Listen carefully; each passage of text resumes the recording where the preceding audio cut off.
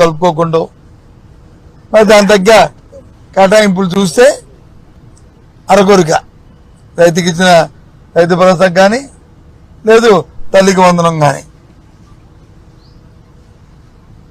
ఆ రోజు చెప్పారు మీ అందరి సాక్షిగా ఇక్కడున్న మీడియా అందరి సాక్షిగా నీకు 15 నీకు 15 నీకు 15 ఒకరుంటే 15 ఇద్దరుంటే 30 ముగ్గురుంటే 45 అని చెప్పారు. అది వాస్తవా కాదా?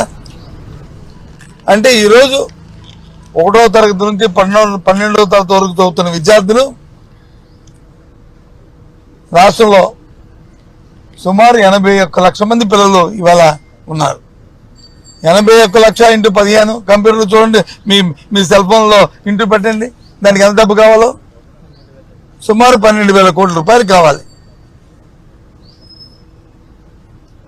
కేటాయింపు ఎంత చేశారు? 9,400 కోట్లు చేశారు.